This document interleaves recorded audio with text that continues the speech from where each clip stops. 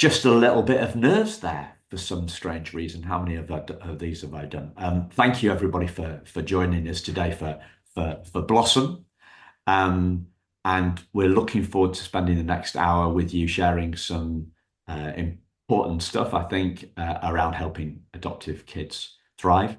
So, people so I'm Simon, the Thriving Adoptee podcaster guy, and for the last year or so, we've been working with colleague Jude, friend and colleague now, Jude, in Asheville. So she doesn't sound the same as me, but you may have heard her. She did some guest hosting for the podcast. We did a special series about home, right? About home, home as a metaphor for who we truly who we truly are. So today we're going to talk metaphors around blossom, and we came up with this idea of blossom because we wanted to be kind of the opposite of the darkness of trauma, right? It's a dark world full of dark metaphors, and what's nicer than spring blossom, especially in autumn, right? And we haven't got anybody from Australia. It'll be their spring, right? But so that's what we came up with. It's intentionally about brightness. It's intentionally about growth, right? It's essentially about growth, and it's intentionally about hope and the future. Um, because yeah, we're bringing light to the darkness here. So Jude is going to drive. I think we call driving that's running the decks, running the slides that we're doing, and we'd love. There's a couple of points where we'd love some questions from you, some answers from you to some questions, and yeah, I don't think we've got anything more than that. Jude does a better job of housekeeping than me. So, yeah, so just if everybody can make sure that you're muted, and when we have times to share, raise your hand or your Zoom hand, and we'll try to go in order. And if you want to take notes, please do so. There's value in whatever is stirred up inside of you to share. And that's okay. If you're able to be on camera, that's great. And if that's not an option that's available to you, that's okay as well. I'm June Hong, and I am in Asheville, as Simon said. Simon says, and that's funny. I am a Reiki master teacher, a meditation teacher. I'm a mom of four, and I am an adoptee. I was adopted at 2 days old, in a racial adoptee baby scoop era. I could go on with the adoptee tags, but we don't need to do that. So, we're really excited to share here. And I think what motivated me for this is that if my parents had understood some of the dynamics that were happening inside of me, they would have done some different things, to support me. So that is like a passion that is in my heart that drives me to be here today. So thank you guys for coming and being here and just sharing your time. Your time is valuable. So let's hop in. So welcome to Blossom. And we're hoping that some of this will produce resiliency in you, and so that you're able to share that with your child, resources and relationship. All right. Raising adopted kids begins, well, I'm going to have to move our faces periodically. And so if you guys are patient with that, I appreciate it. Raising adopted kids begins with growing us, not fixing them. So, and the us is the parents, growing us, not fixing them. And as I say that, if you have a piece of paper, maybe jot down, what does that bring up inside of you? Does it bring anything up inside of you? It's, as a parent, sometimes it can be really easy to focus in on our child, their challenges, or what we're concerned about, and focus there. And yet today we're going to keep bringing the focus back to us as parents. So if that brings anything up, if you feel anything in your body, maybe notice where you feel it, what you're feeling, any, just any uncomfortability around that, and jot it down. Thank you. So, and Simon, did you want to add anything there Yeah, before I I move guess on? Sorry about that. the key word for me is growth, right? Uh, Yes. is growth, and uh, Jude talks a lot about capacity. So I Mhm. think what we're doing here is our growth is our growth enlarges our capacity to handle what kids coming from adverse childhood experiences or kids coming from adoption, kids with trauma have can throw at us. Right? So the it's about growth and capacity within us. And me and my wife haven't got any kids, but I believe in growth for me, right? So my ability to handle stuff that I get from my missus and I get from life, and as I seek to grow what we're doing here, I'm into growth. I heard lifelong learning like 30 odd years ago, and it didn't make any sense to me at all. Now I'm listening to podcasts and audiobooks like 2 hours a day, maybe hour a day, hour and a half some days. Right. So it's about growth for all of us. And there's an excitement around that growth for me because it means life's getting better. I was like, Yes, most definitely. And I think one thing about the blossom concept is it's about becoming. And when we become parents, it's not like we just automatically have all these parenting skills. And having four children, I know each child is different and presents its own challenges, and becoming a better parent for each child, right? Like, because each one is going to need different things from me. And so it's about growth and becoming, like unfolding. So because of that, and the focus on us becoming, the best parent that we can be, uh, and growing our capacity to navigate, manage a situation that is presenting itself because of the trauma present. We need to put on our oxygen mask first, just like on the airplane, right? Like, what we can't give out of an empty cup or an empty bucket. We can't give our child what we don't have or we don't know. So that is a first step, is learning to put your own oxygen mask on first.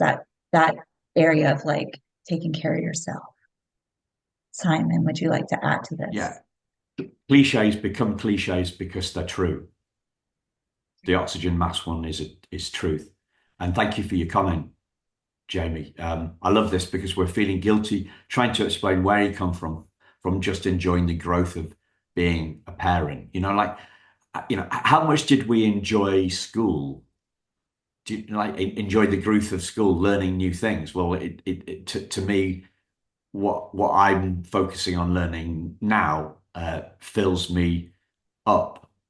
I enjoy it. I didn't enjoy a lot of the stuff at school. So I think our view of learning can be kind of tainted by the school stuff. So and also James talking about focus, right? So feeling guilty rather than enjoying growth. It's a it's a no-brainer when you put it like that. When you've got that clarity on where you're at, Jamie, it's clearly it's a no-brainer, which is brilliant. Yeah, yeah. So, right, focus on that. And then unpack your own emotional baggage, right? There, so we're doing we're doing this whole metaphor around the airport. And so when we go to get our baggage, right? And for my parents, I'm just going to go with my experience. Like my parents' childhood trauma was not something that was spoken about when I was born. It wasn't something that was even, it just wasn't even in their thinking. I was just this baby coming to them, and they had no clue what I was carrying inside or that my nervous system was dysregulated. Uh, and my parents had their own trauma. I would say probably, and there's no shame in that, probably every human on this planet is carrying some level form of childhood trauma or life trauma. Um, there is the trauma. I want to acknowledge, as adoptive parents, that there's the trauma that can come from facing infertility or having miscarriages and going through those experiences. And, and so there can be potentially a lot of emotions that you're still carrying that are around that. And so learning how to unpack that for yourself is going to help you build the skills and capacity, like Simon was saying, that when your child's trauma is coming up and at age appropriate levels, developmentally appropriate levels, being able to help them then unpack theirs. You will feel more confident and skillful because of doing this for yourself. And Simon? yeah, unpacking our own emotional baggage creates the capacity that we were talking about earlier. Yes. There's more space Hmm. Hmm. to handle the tough stuff. Yeah. Yes. I like that. There is more space. I like that. It makes, there's more softness as well.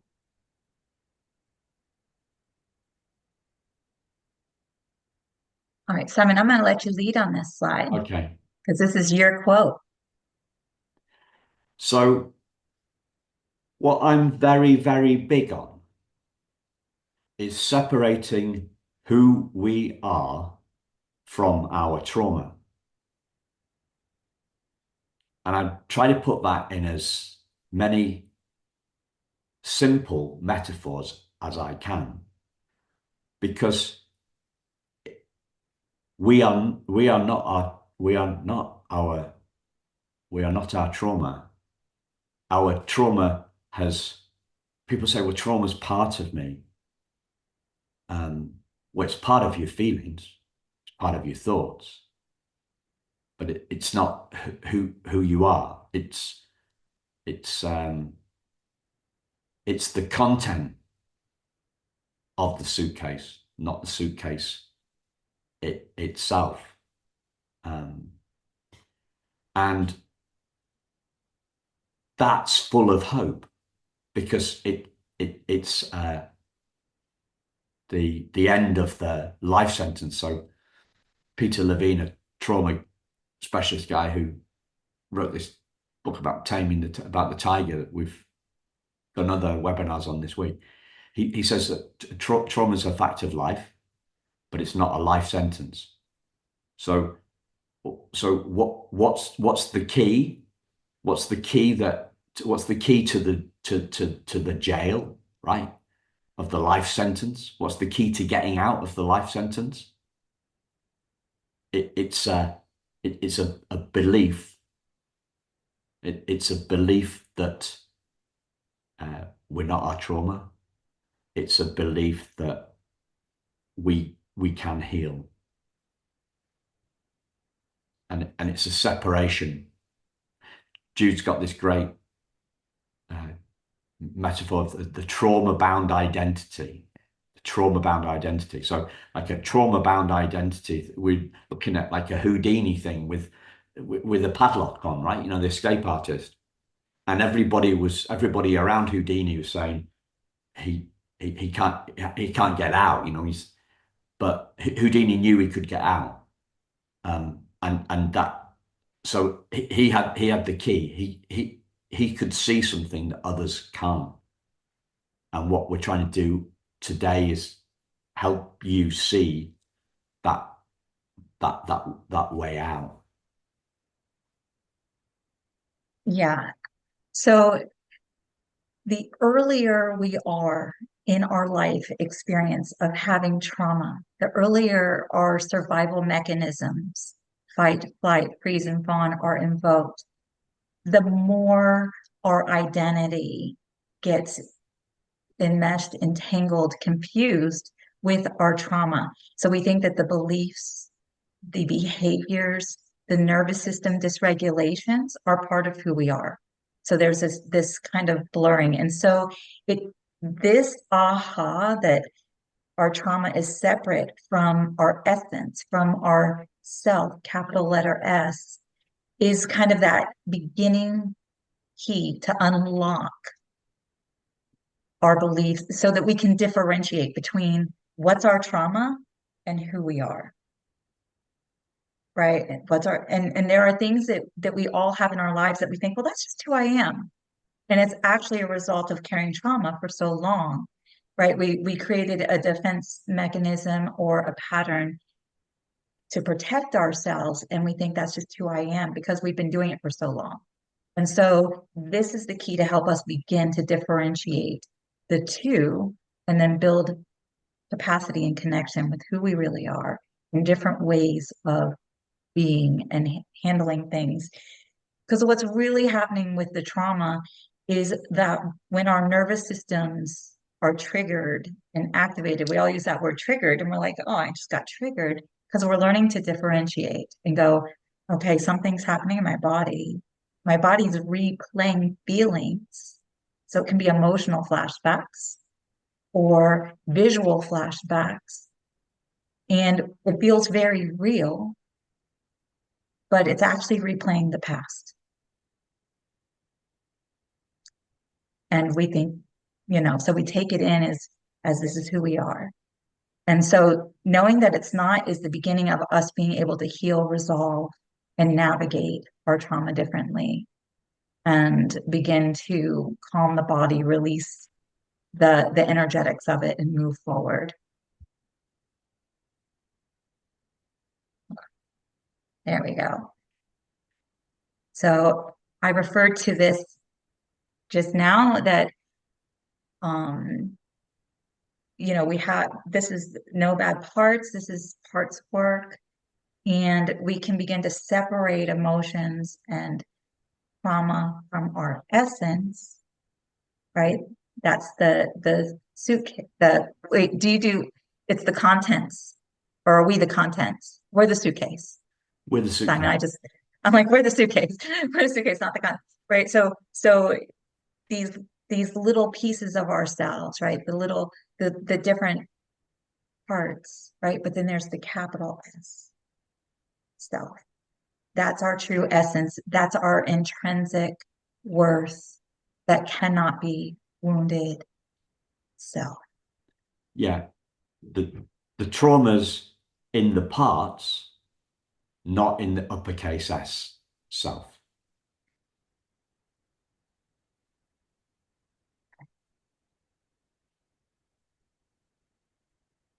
Okay. This is Simon's rock, paper, scissors metaphor. Trauma hides us, it doesn't harm us. Do you want to do your rock, paper, scissors? Yeah. So this is us, The rock. the rock. The fist is the rock.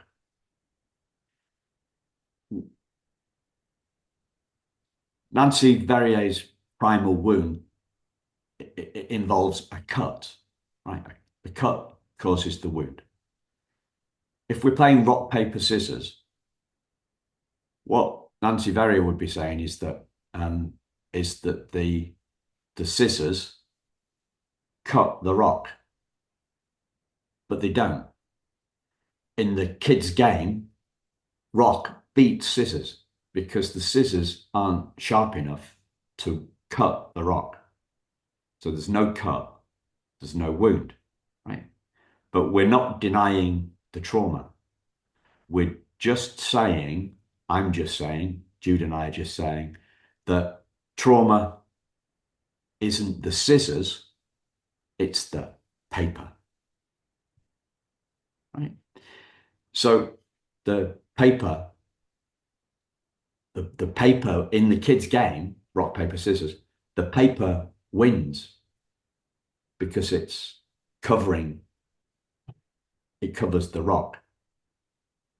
And and so this is our trauma hiding us. It's not harming us, right? So the secret is that unfurling of that paper and the separation out from who we are, the rock, to the paper. And we're getting more and more, we're creating more and more space. We're identifying with the rock, not the trauma.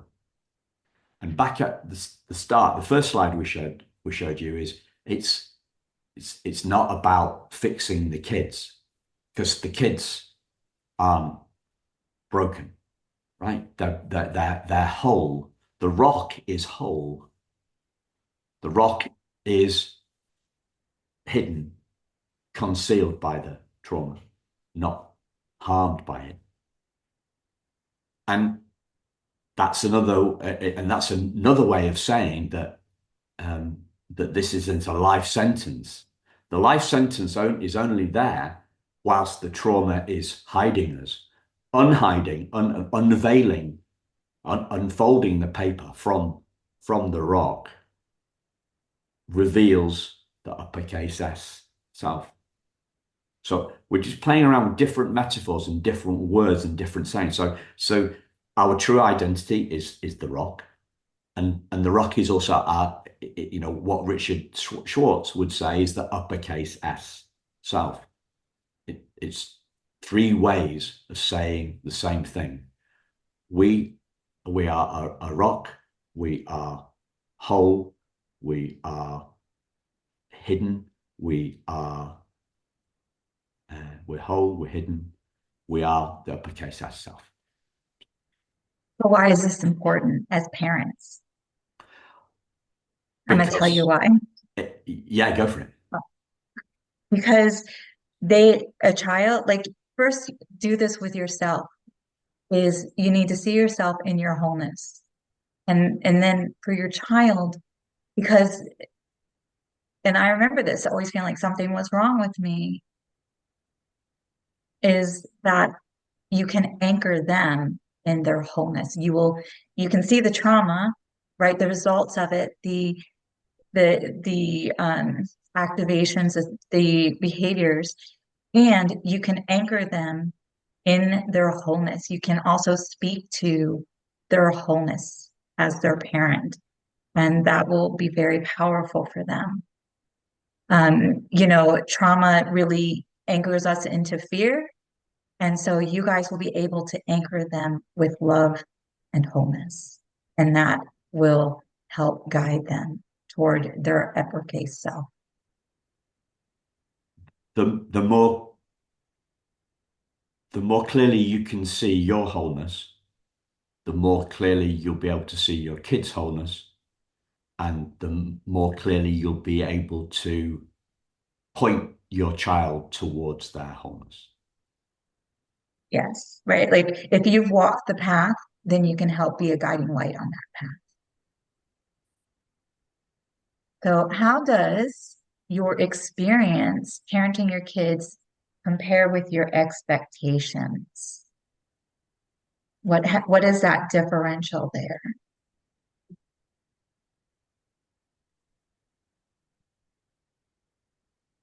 And Simon, did we want to open here for Yeah, short if anybody'd discussion? like to share, that would be great. If they'd rather not share as well, that's great too. Yeah. I'll go. Um, so I'm new at all this. I'm 42. Doing a private adoption. Baby will be here in January. We'll be at the hospital with him, and hopefully the 2-day mark, they'll be officially ours. Um, so I own a business. I'm a chiropractor, so I love all the energy and nervous system stuff you're talking about.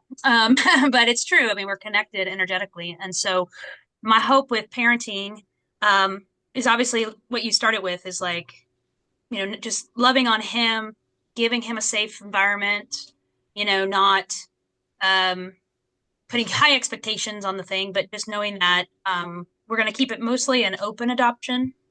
The birth mom is 23, 22 years old. And so she's kind of back and forth what she wants, but I want him to know where he comes from. But I feel fixated to like explain that to him. But I think for me, because you can tell I'm new at all this, just experiencing as a parent, like I'm excited to finally be a parent, and then but not put that burden on him because I couldn't be it before, So it's like I want to enjoy this experience because I want him to have a great life, but I also would love to have a great life with him. So those are kind of my expectations in the sense of like, don't overwhelm the child, you know, enjoy the moment, allow his birth family to have some part of his life, obviously at our discretion, um, and just give him a life that maybe he wouldn't have had otherwise. So. Beautiful. Brilliant. Beautiful. You have a lot of awareness around the dynamics. I think that's going to be very helpful tuning into your intuition and um, just really practicing attuning to him. You know, yeah, there's so much more I could say. So, but I love that you are keeping things as open as possible. And yeah, it's a beautiful beginning. Thank you. Mhm. Thank you, guys. So, in theory, there's no difference between the theory of raising kids and the practice. But in practice, there's loads of difference. And I even talked about like each child is different. Every circumstance is different. Each moment's different. What a child needs one moment or 1 year as they develop and grow will change. And it's like any relationship. It's nuanced, it's complex. And so we can read all the books and it's just way different in action. Simon? That's why the growth and the increased capacity is the key. Yeah.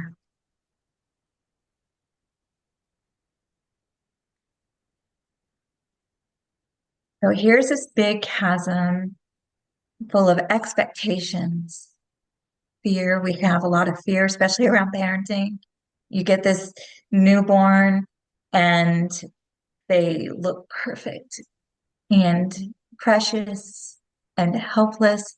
And all your big parent heart wants is to protect them, right? And at some point in your parental life, you're going, oh my gosh, they're going to end up on the therapist couch.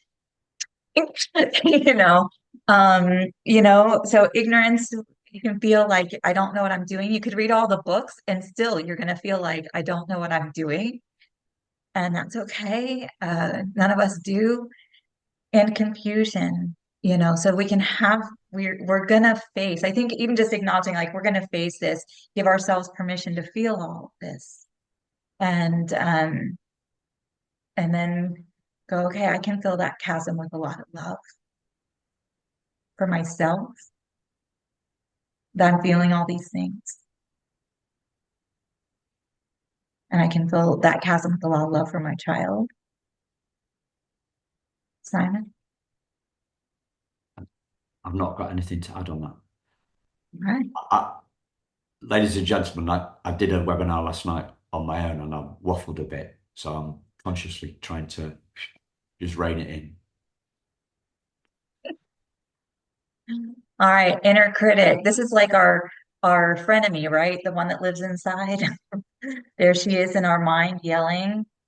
Uh, we all have probably had imposter syndrome at times. So, or not good enough, and perfectionism, and it may be some kind of swirling back and forth amalgamation of all of these, but as parents, we can have, you don't know, you're not good enough. We can all of a sudden see the mistakes that we know in our consciousness our parents made, and it's coming out our mouth, right? So that inner critic can be really, really loud and is something to be aware of. And Simon, do you want to add here? Like, Yeah, there's lots of stuff around silencing the inner critic, and in my mm, experience, it hasn't been possible for me to do that. The the approach that works better for me is uh, ignoring it. So a mentor of mine talks about the inner critic becoming an opinion that we no longer value. yes. Um, yeah, and Yeah. yeah, Well, I was just saying, these are all false beliefs, right? Like the inner critic's voice usually has to do with beliefs that we've picked up along the way that really don't serve us. And this is also happening in your child. so the uh, one of the I'm doing the podcast and interviewing probably 350 adoptees out of the 450 people that I've interviewed. I would say one of the most common beliefs among adoptees is not feeling good enough, feeling less than. So that's why the Thriving Adoptees logo is a diamond, because it's the exact opposite of garbage. Yes. And And yeah, oh, go ahead.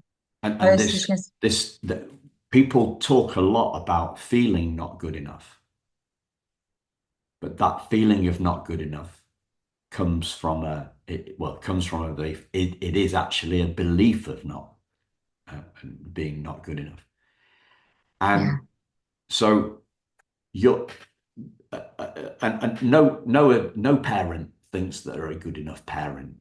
Uh, Do you know what I mean? So it, your your inner critic is the gateway to understanding your inner critic is the gateway to understanding your kids' inner critic.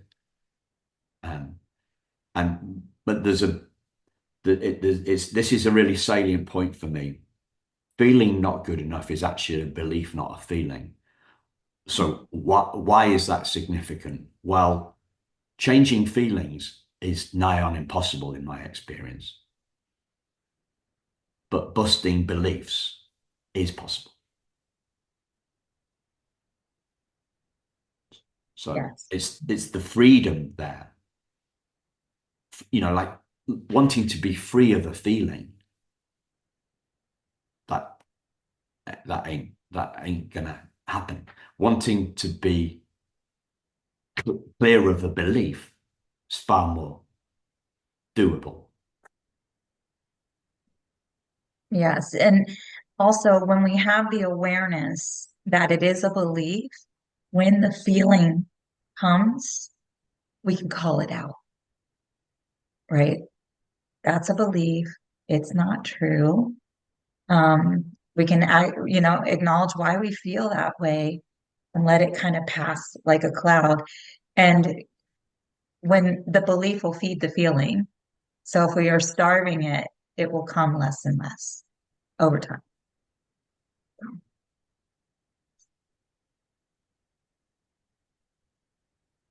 So understanding your trauma helps you understand their trauma. This leads us to a place of compassion. So the more that we are able to walk this path and differentiate between our trauma, understand those aspects of ourself, it is going to help us to respond with empathy and compassion and hold space and lovingly nurture them along their way with their trauma. We can be in a place of empathy.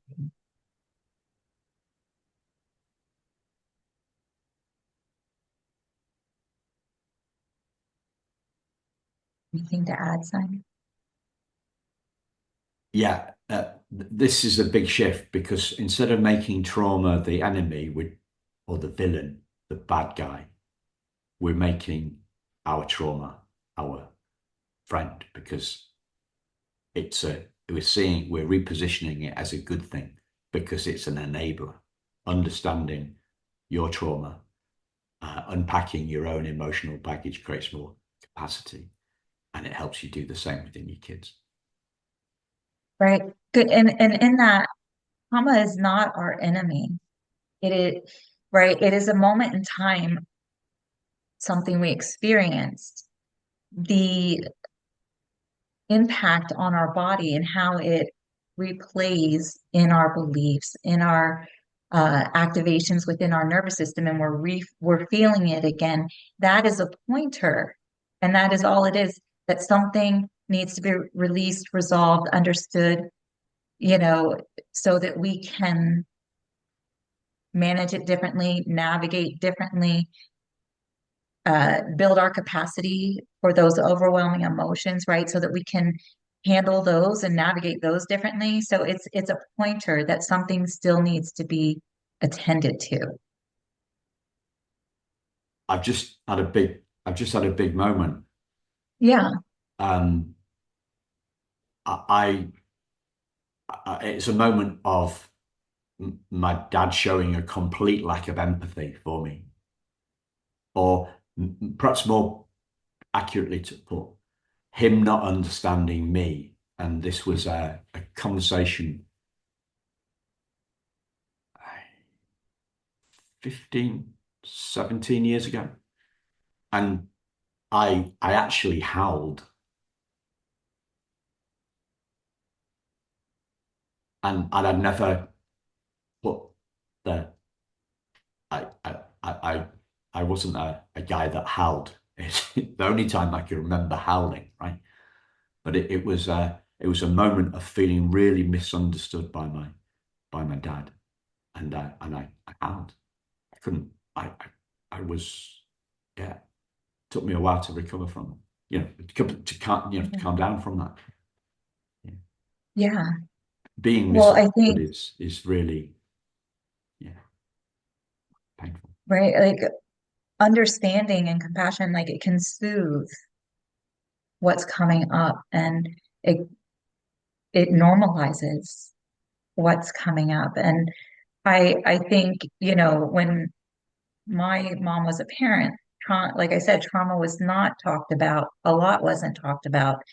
And after I discovered that I had relinquishment trauma, abandonment trauma, uh, one of my neighbors, an adult friend of my mom's, I wrote a blog post about it, and he read it, and she said, your mom said to me, all she ever wanted was your heart.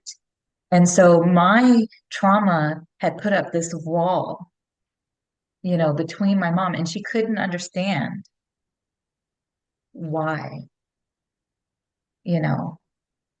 And I thought that she was not rejecting me, but loving me differently than she did my siblings who were her biological children. So the understanding and the compassion and the empathy, I think, will melt down the walls of separation.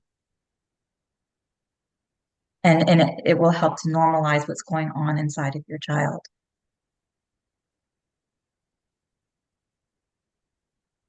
So coming out of the fog, that's what I was just referring to, that moment when I realized that I had trauma. And, for me, I realized that when I was 51, I'm 56. So pretty late in life. I knew something was wrong and I'd done a lot of work around it, but I didn't know it came from there. So your child may not remember their trauma. Of course they don't. They're too young. They have no context, no words. they can't even remember it, but their body does, right? Um, and if you're sitting here and on this call, thankfully you have some awareness of this. And um, you know, how do you think not remembering our trauma impacts us? How would that impact a child, an infant as they grow, not knowing?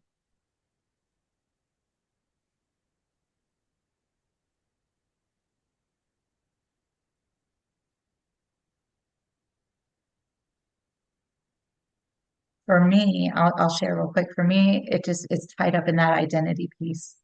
It developmentally delayed me finding my identity, who I am, because I thought that is who I was. All those big emotions, all the abandonment, fear, I thought that's who I was. Simon.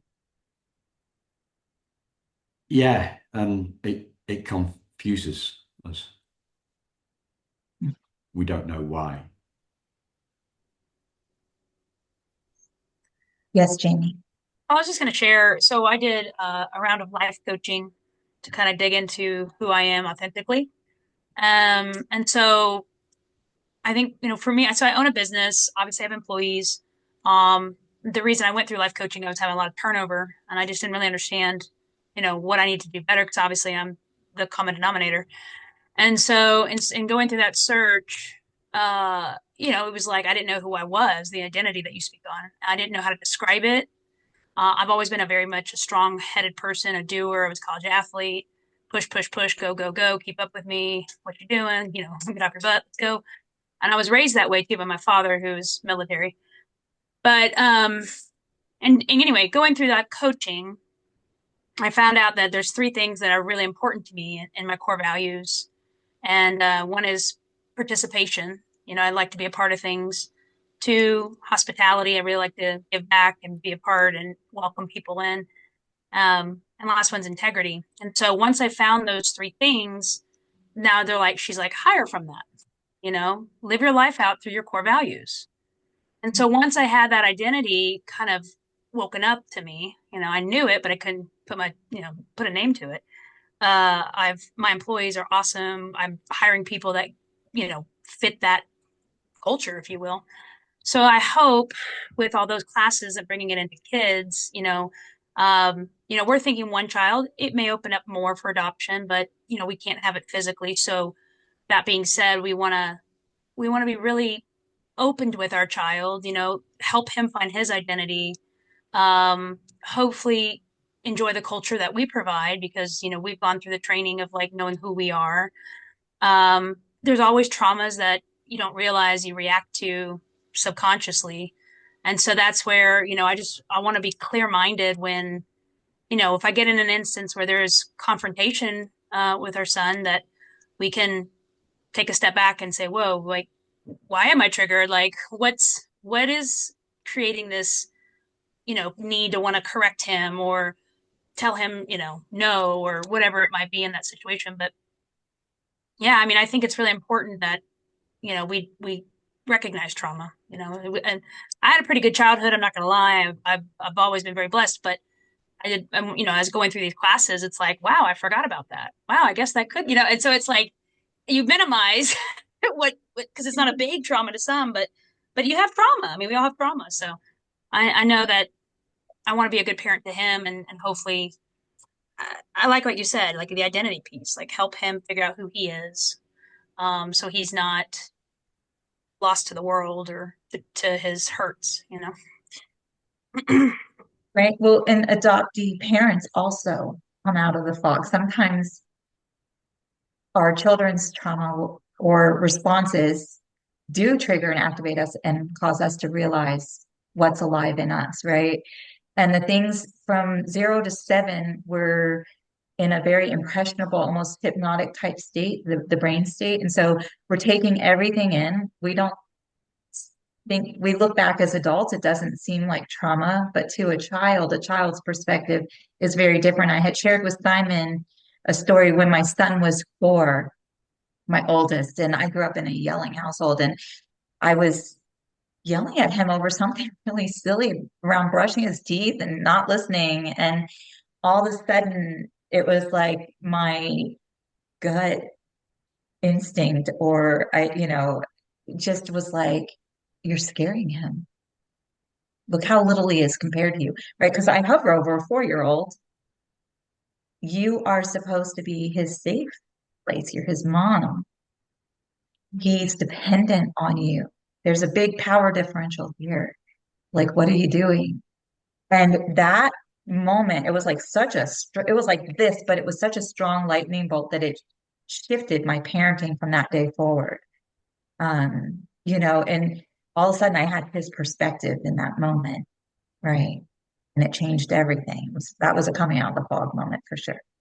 So, um, this is just a real quick reminder, what we focus on becomes bigger. Where our focus goes, our energy flows. And so if we are only focused on what we see as wrong or challenges, and not on the good, right? Then that becomes all that we are looking at. And this can be really hard when we're in it, when we're in the thick of something with our children. It's like we just want to fix it. We want to fix it somehow. And this is when we can anchor into that capital S and realize we don't have to fix them, right? But we can, I'm trying to find like the right words, right? Because there's definitely going to be times of maybe guidance, educating, guidance, nurture, gently leading, asking lots of questions as they right age appropriate, because sometimes they're not old enough to answer questions. But beware, just keep that alertness around where your focus is. Simon, did you have anything you want to add here? Let's focus on wholeness, not focus on trauma. Yes, thank you. Perfect. Simple. Okay. Nourish their sacred roots. This quote is by an adoptee, and I really love it. Adoptive parents want to pretend I wasn't a baby taken. My biological parents want to pretend I wasn't a baby given. Imagine your very existence being uncomfortable for everyone. So remember, we all, even adoptees, have sacred roots. And so I have felt that. I think that's probably why I love that quote. I'm not in that place now, but it's taken a lot of work. But there have been times that I felt that uncomfortability for being kind of feeling like in between these things and not being able to talk about it. So I'm going to go through, these are kind of some quick reminders.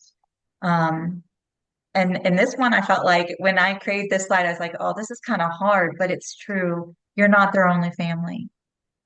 You're not their only family. And so acknowledging their loss is a really big deal because they're not going to feel comfortable expressing it to you. They're not going to initiate this.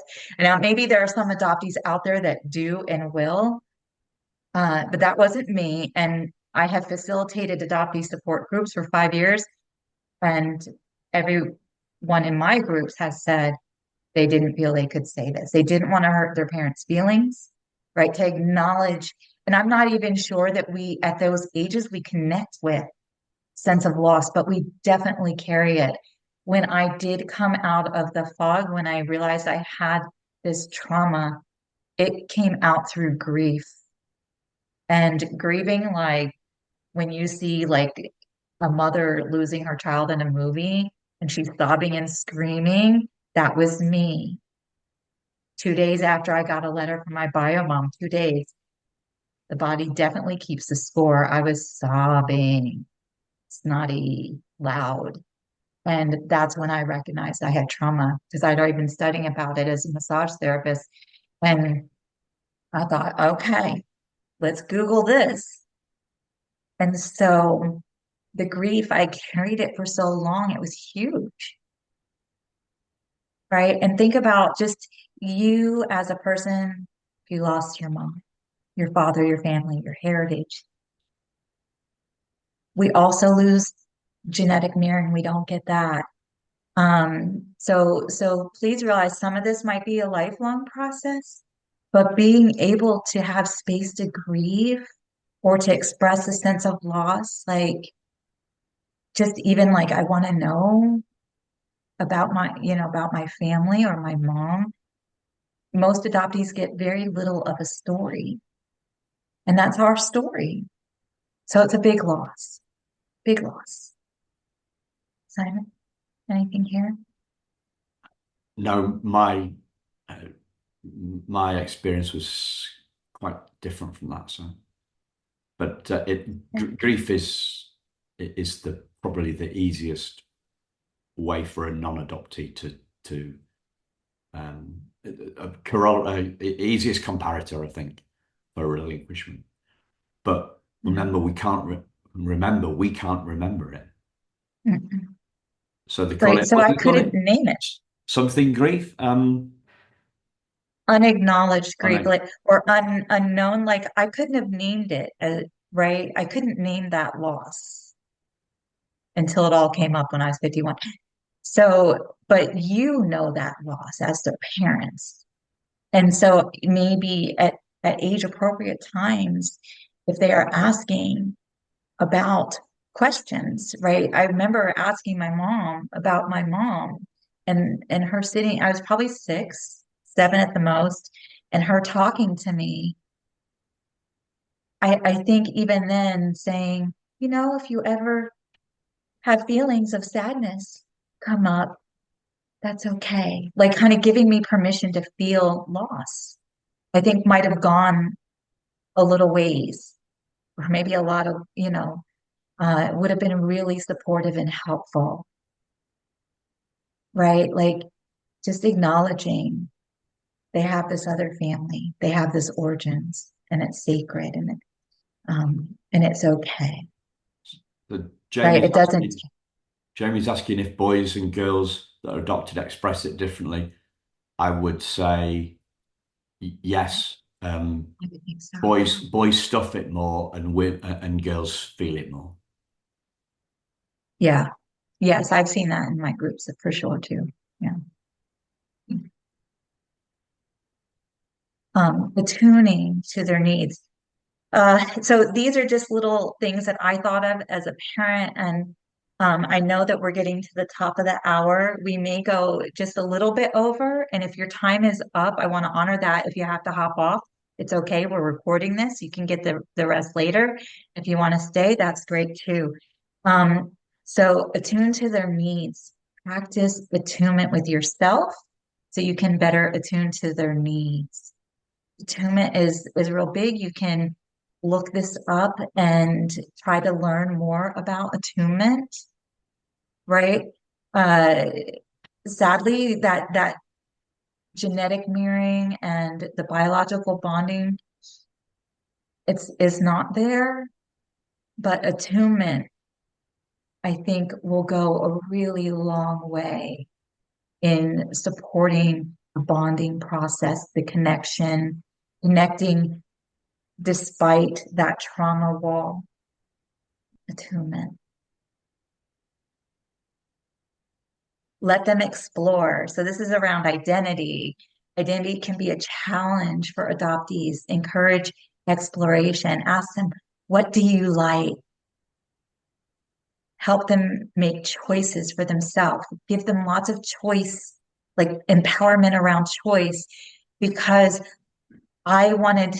this is me from my experience and from facilitating. I tried to make myself as small as possible. I wanted to fit in.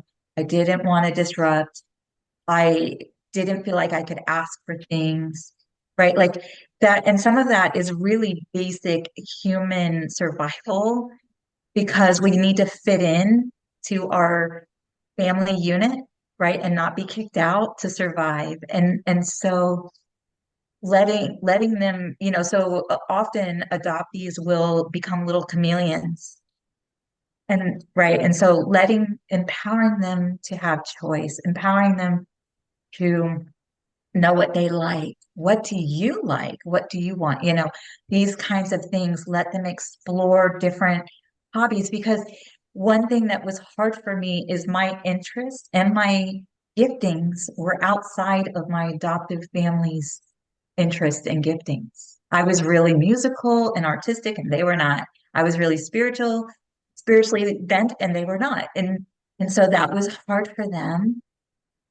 And my mom got me piano lessons because I was playing songs off the radio on our organ, right? Like, but letting them explore and discover, and it's okay if some of their gifts and talents don't fit like within your kind of family skill set.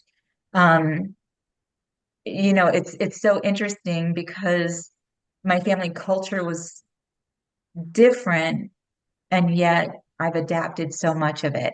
And yet then there were other areas like my gifting that were different, and they're just different. Like there's no adapting that. So let them explore. Let them explore. Let them be their capital S self, separate from you. Uh, let there be space for that. Let them explore their own culture if they have a different one. It's really important for them to have that too. Let them explore. Family, support their roots. So help them gain age appropriate information and allow them to be different. They are from a different tribe, and you know, it's okay. Allow for differences and learn and support these differences. They can have that and be in your family value system, right? Empowerment. Their life began with having no power or agency over the biggest life-altering decision they will experience. So naturally, empowerment will be a challenge unless you have that kind of like, we're going to empower. Like just recognizing that their life started that way and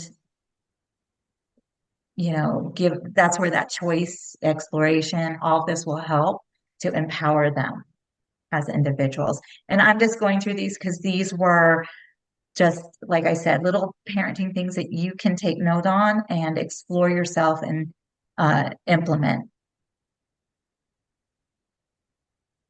Healthy conflict resolution. Conflict is going to come up,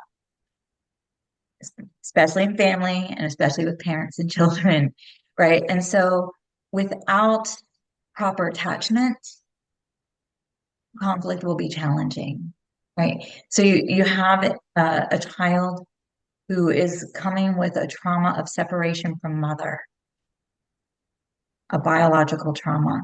And so it's very easy to be in fear, that fear around attachment, um, abandonment, rejection, all sorts of feelings. And so you working on healthy conflict resolution now, like so that you can have that yourself and then be able to establish, teach, and model and practice it with your child because they're going to have big feelings, even if they're stuffing them down. Right. And it will be conflict will, if it's not being resolved well with you and your spouse or partner, or you and other children, if you have other children, or you and the child, will definitely be triggering and potentially re-traumatizing. And so it becomes layers of trauma for the child.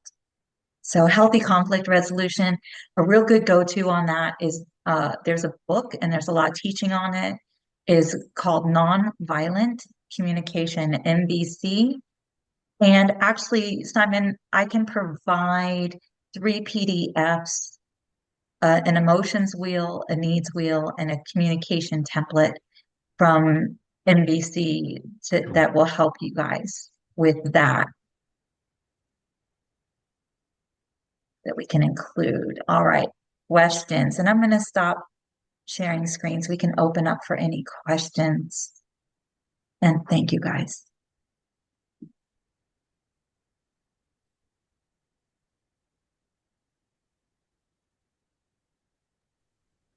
Well, you know me, I like to participate. So I'll hurry with my question. So obviously with a boy and they stuff their feelings, is there an appropriate phrase, timing, age for boys different than girls, maybe? Any kind of insight you can give me? Um, Again, I think it comes back to me thinking too much on it, like he's it's all gonna be all he thinks about. I don't want it to be like that in my mind, but I also want to be prepared because there is that trauma for him. So is there any guidance you have in that realm for that? On what? On telling him what? On telling him that he's adopted? Yeah, I mean, I was thinking about like getting adoptee books and like start from child, like as soon as he's reading and start from there and just tell him No, he's adopted before. before. Okay. T- I was told that when I was two, tell them before they understand it. Yeah, Okay. I agree with that. My mom told me the day she brought me home. She said she told me the first time she held me because she knew I get emotional. She was like, because if she didn't, then she wouldn't be able to. That's what she said. And I think the always knowing helped me. So when I was 6 and we had that chat, I already knew I was adopted, but now I was beginning to understand it. So what does that mean? Right? But I didn't feel like some surprise or, oh, I've been lied to. Sure. Right? I think that's really important, just before they even can understand. And I think the age appropriateness will depend on each child's development. There's some guidelines around child development, but you'll know where they're at intellectually, emotional intelligence wise, and just let that be your guide. And even though you're not a biological parent, trust your intuition as a parent, right? Like, know yourself, know your child. And yeah, and just answer honestly and age appropriately. Does anyone And in and this, when I say, I was gonna say, does anyone in this group have experience with open adoption, working with the birth mom, allowing that person coming in and being a part of the childhood, or do we wait till he's 18? You know what I mean? Like she's not sure. I just want him to have a good life. I'm sure she wants that for him too. So it's like, do I call her a special friend? Do I say this is your birth mom and I'm this mom? I don't know the terms. I guess I'm kind of a newbie at all of this. So that was not my situation. I didn't have an open adoption. It was private, not open. Anyone, I mean, I have thoughts on it, but that wasn't what I was brought up with. So I don't have experience. Yeah. I um I work with birth moms, and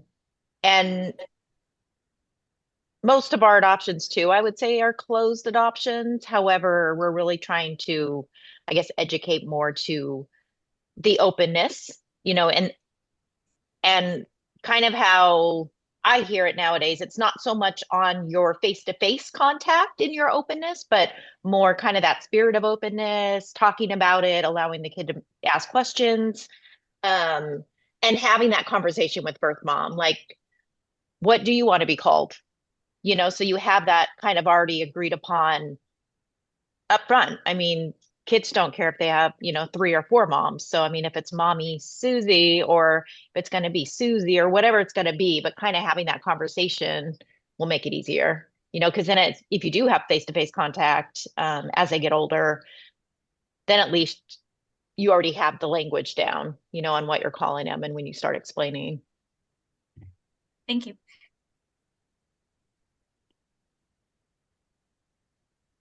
Do you want to bring up the slides back up? Sure. Oh, And we'll just go sorry into about this thrive You thing. ready? Yeah, Okay, we ready for that? cool. Yeah. Uh,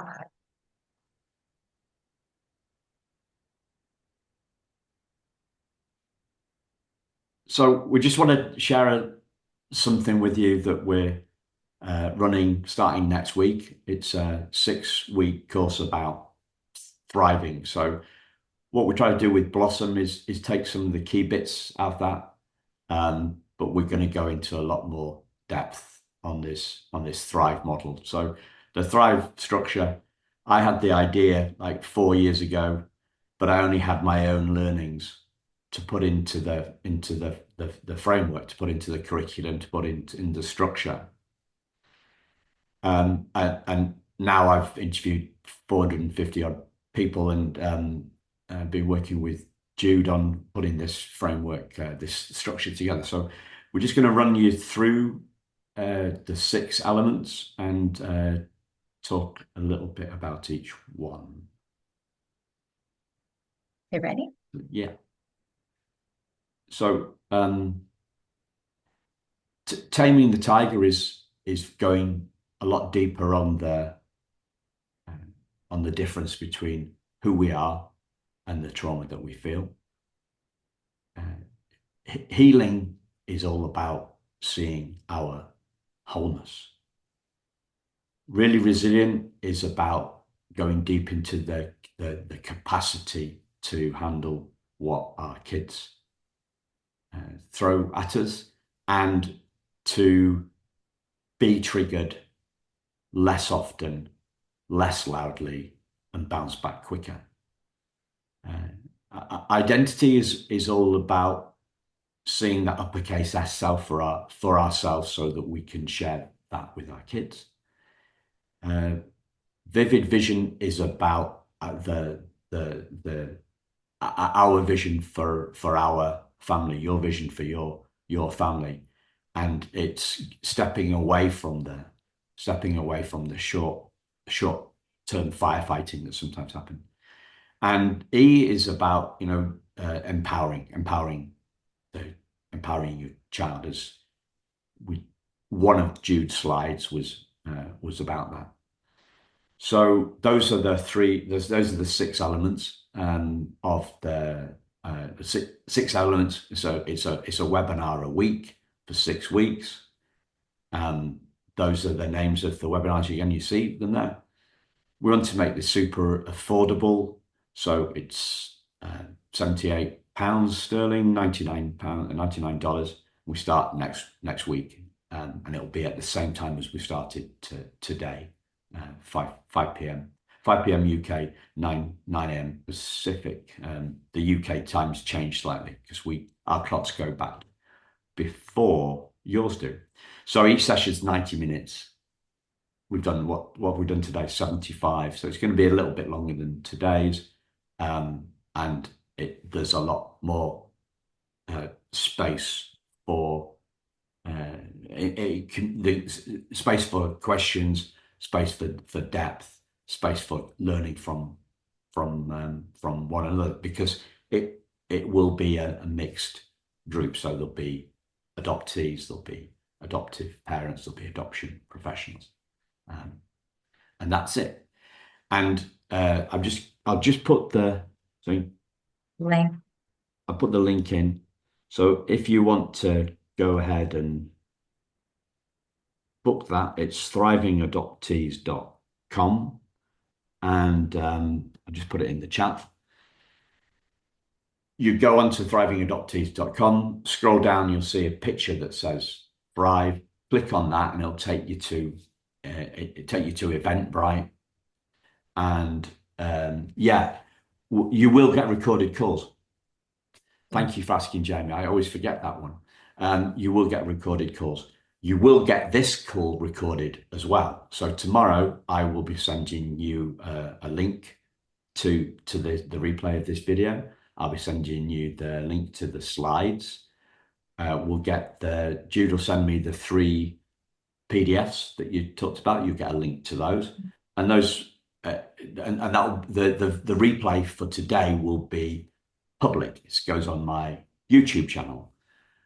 The replays of the course next week and the 6 webinars will be only available to the participants of the course. There's a small, like there's a handbook that goes with today's that will be Yeah. given. Oh, there's a handbook as well, so you're getting more. And yeah, anyone want to ask any questions off the back of that?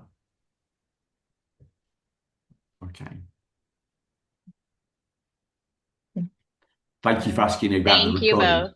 Yeah, you're welcome. And so we run this Thrive course open for people that have come on our webinars, and we also run it with for adoption organizations, adoption charities, adoption agencies, family groups, family support groups, both here in the UK and in the USA.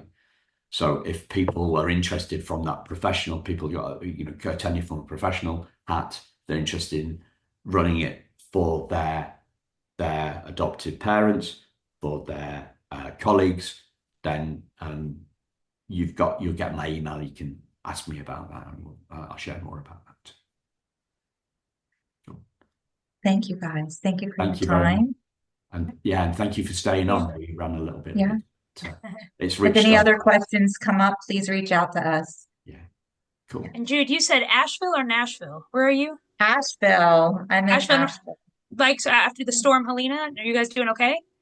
We're doing okay, but that's why we were talking about water at the beginning. We were without power for about 10 days or so. We were without water for 21.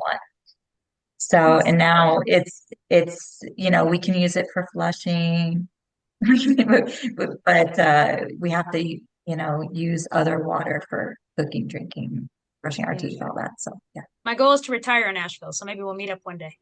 I would love that. I love that. We like I said, we moved here last December and we love it. We do. We love it. And yeah, it's going through a real hard time, but they're working 24/7 at restoring. And so yeah, we're good. Thank you. Prayers. Thank you. Thank you, everybody. Bye, guys.